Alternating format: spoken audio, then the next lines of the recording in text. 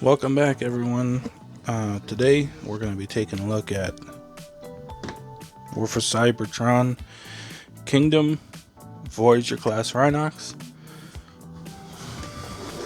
I did originally have a Generations Rhinox from back. I have no clue how many years ago. It's been a little while since it came out. It was mid 2000s, maybe early 2010s. And I like that figure. I like this figure also. I think they both do some stuff right. I think they both have some issues. But taking a look at him, he's got eyes picked out in red. These horns are a separate molded component. If you open his mouth, you can see it in there. It is not just painted. There's a whole molded component. He's got a tongue sculpted, and the inside of his mouth is painted this pink color, with his teeth kind of a silvery gray. He's got a lot of sculpting.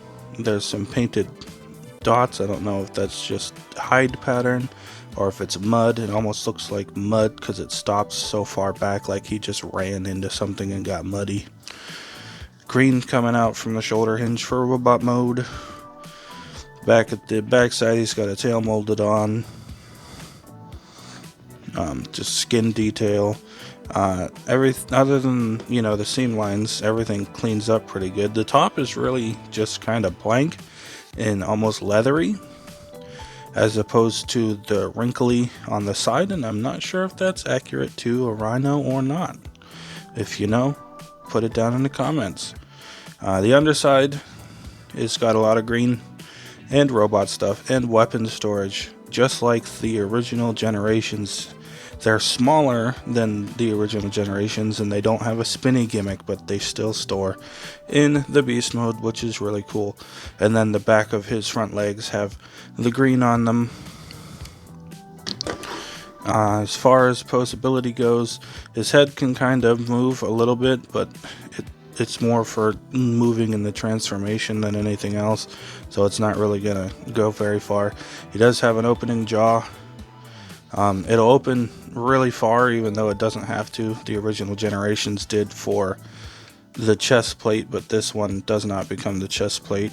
And then for robot mode, it'll actually push up in too far, but the chin kind of hits something ever so gently in here, so that if you just push it, then it'll sit nice.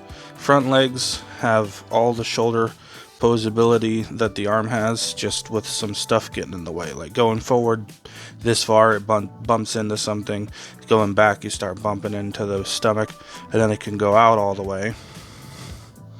You've got a rotation here at the front leg, but again, it's kind of limited. It'll go, but it starts rubbing into things when you start moving it in. See how it's snapping, kind of? I think I just popped it out the mushroom joint. 1 second.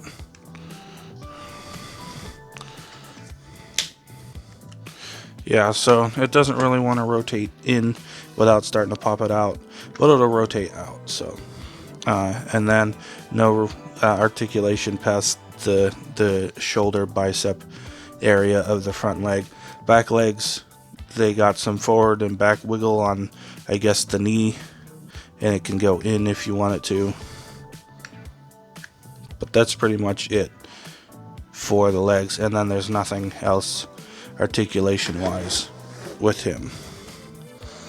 So we'll go ahead and bring in some size comparisons here. We have our nice shiny Mirror Magic Rubik's Cube that I love so much. This is actually my favorite cube, by the way, just saying. We've got our Gormagala statue. So he's pretty big. This Gormagala is almost like a deluxe size creature. It would be core class if you just counted the body, but with the mass of the wings, it kind of stands in for like a deluxe class size creature. We've got vehicle mode, Volkswagen Bumblebee, and that Rhino actually doesn't look too bad. It might be a little big for the vehicle actually, but I'm not sure how tall a Rhino is, but I think at the shoulders they can get pretty high, and if this had an actual human coming out of it, it'd probably be about here, so maybe a little big, I couldn't tell you. And then lastly, for the beast mode comparisons, there he is with his buddy Optimus Primal. There's a way to get him standing, but I don't like the way it looks. Even though this looks kind of weird back here, I prefer him being on all fours doing his knuckle dragon. It's just like if I had the MP, I'd like it standing up better, but with this one I like it down. So if I ever get the MP, then they can have different alt mode positions and each fill their own niche. Alrighty, so now that we've got size comparisons out of the way, we'll go ahead and start transforming him. And what I will do first is try and pop his back open. Ow, my nail. I hurt myself. But we'll get it open. Come on, there we go. Pop his back open. There's a tab here that's going into this groove here, holding it in place, and then there's a tab here that's going into this slot right there. And then I'll just separate his back legs and push his guns out. And the way these tab in is there's a peg on each side of his gun, and up in here there is this peg hole right here. So you're gonna put it in like this, so that way the handle goes into this hollow space right here. And the easiest time to put it in is literally jamming it up there right before you close everything up, because it's just going to try to fall out anyway. Alright, and then I'm going to move his shoulders up and out of the way, and I'm actually going to rotate them up out of the way, so that way they're not clashing with what I'm doing right now. Yeah, I could technically transform the arms fully, but it is what it is. You can do whatever you want. Then I'm going to separate this piece up here and pull it out away from his belly, just so that way it's already unclipped in there, and then this closed. I'm gonna try and pull his leg out just so the foot's released, so I can spread it far enough that this can push past this panel right here is flexing. You gotta push things past things, which people don't like, including me. So now we've got that pushed past that. You're gonna rotate the leg inward, spin it 180 degrees, and then continue rotating it inward until it sits in the leg cavity. Then you can take this piece that includes part of his tail, and you're going to fold that down, and there's going to be a tab and a port. Just kind of, it has some friction, but it mostly just rests in place. Then you can just fold the whole flap on this hinge in. And then that's going to come up. Well, before we do that, we'll go ahead and get his foot out. His foot has got a tab on the side, goes into this slot right here. So the best way to get it in there is to have the foot angled forward and then angle it back until you hear it clip into place. And this all sits pretty flush with each other. That's how you know you've got it. Rotate his foot down and swivel it back so that way it's in the proper orientation. Then you can get this part of his leg folded up. There's a tab on the leg and a tab down in there, and they're going to come together. In theory, it doesn't hold the best. And then the tab that plugged his back into the tab in Rhino mode is going to go into the same spot, I believe. It's at least a similar area. Then we can go ahead and straighten his leg out. His knee bend is here. The transformation bend is here. So you're going to use both bends, but you want to make sure that you bend this one when you start transforming him. And then this panel can shift back and this panel can shift up, and this will rotate around, and it'll actually kind of click into where it needs to be. You can see it's not moving smoothly, it's kind of looping past a point. Alright, there's one leg done. Let's try and get the other one done. We're going to pop his foot out. I'm going to push his leg past itself, rotate his leg up, rotate it 180 degrees, and then push it to the inside, fold this flap down, plug it in, fold it in, then we'll take his leg, pop his foot out of place, rotate it, focus on the toy, not my hand, camera, thank you, up, sandwich that together, close it up, rotate it at both hinges, this shifts back, this shifts up and thoops around. And just in case you're curious, that's the Rhino mode setting. Basically, it's going right over this molding, and then you can have it anywhere along this. You can stop it here if you want, or you can thoop it into place so that it kind of holds better. That's what I like to do. So there we've got his legs all done.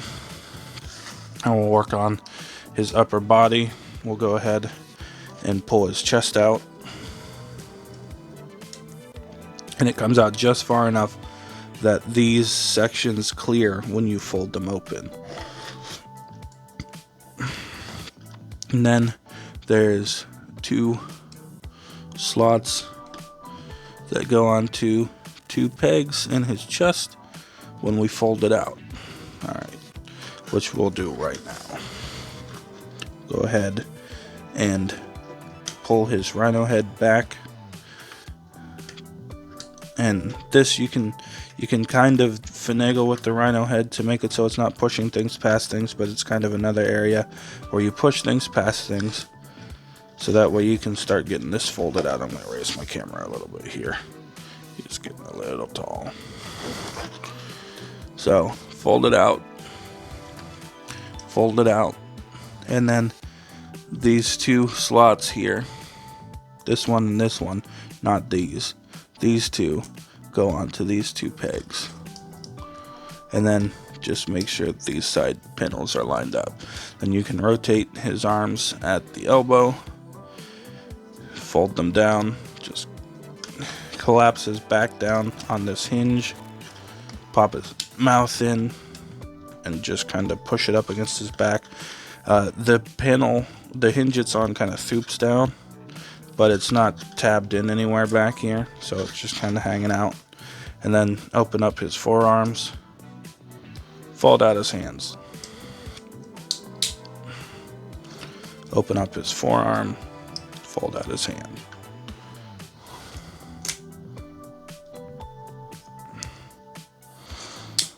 And there you go. There you have Rhinox from Kingdom in his robot mode. I'm gonna try and get him to stand up here.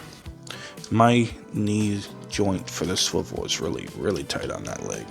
I might have to take I don't know, and I don't see any screws, so I don't know if I can loosen something. I might have to actually pop that pin out of his hip and physically lubricate that swivel. But there you go. You got him in robot mode. We'll go ahead and take a look at his details, not at his golden chest, but at his face. He's got, I can't tell if it's molded and then painted, or if it's just molded red for the eyes. It's definitely not the same part as the face. From what I can see, it actually has a seam line in there.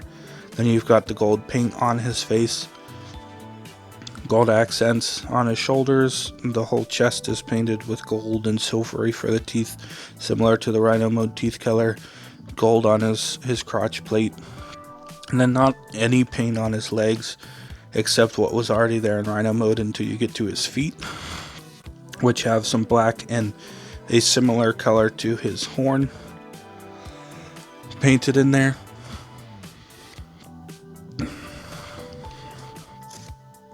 Inside of the legs are pretty filled in, little gappy here, not the end of the world.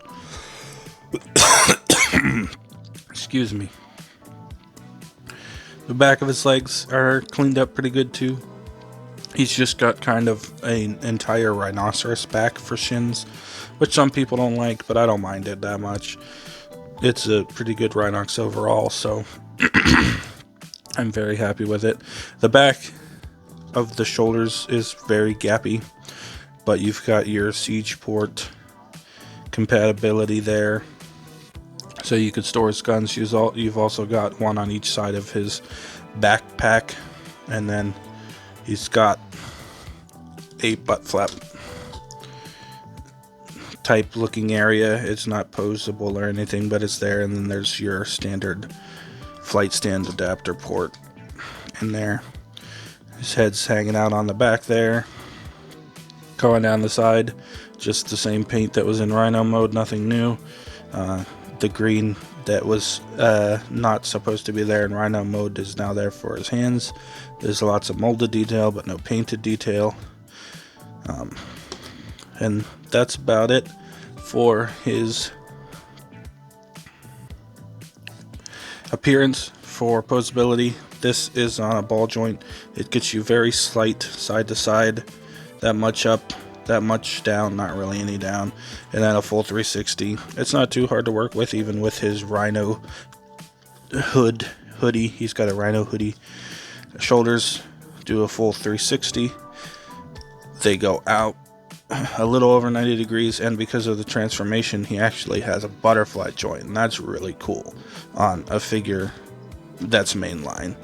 As far as elbows, they rotate, and unlike Rhino mode, in this mode they're pretty freely rotating, and then you've got a bend at the elbow slightly under 90 degrees, and due to transformation the wrist has a hinge that can go up and down a little bit. Get his shoulders out of my way. The waist has a swivel.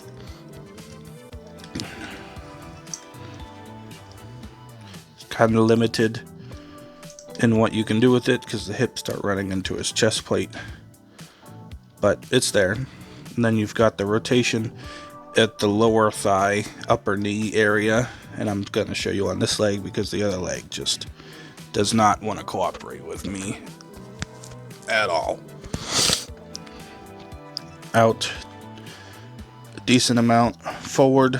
It'll get you the full 90 degree kick forward. Backward, it can go backwards until it starts running into this stuff, which will actually push it out. But if you rotate it on his hinge to the outward direction, you can actually get it all the way back. And then for feet, he's just got ankle tilts, and if you tilt it, you can pop it right off. I guess the rocker doesn't work if you tilt it, at least not in that direction. Luckily, it's just a friction joint, so there. I was hoping maybe you could get some rock out of it because of the transformation, but if you try to rock it, you can pop it right off.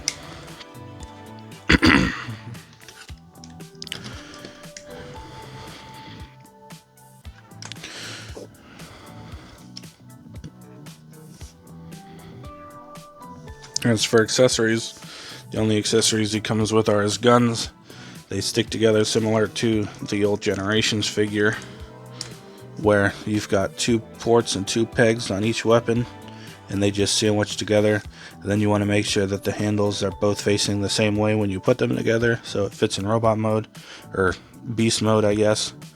And then we've got 2 posts, 5mm posts going into his hands, so he can have his Gatling guns. This hand has always been stiff, and I know it's not the weapon because I've swapped them, so there's probably some extra material in there that I could scrape away, but you've got Rhinox in his robot mode with his weapons. We'll go ahead and do some size comparisons. We've got the standard Rubik's Cube.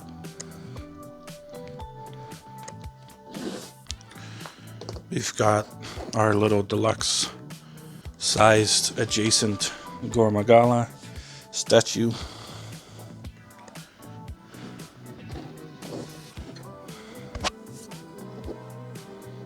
Bump my camera, now I gotta straighten it out. We have our Bumblebee movie, Bumblebee Bro. So he's like a big Voyager, this Bumblebee is.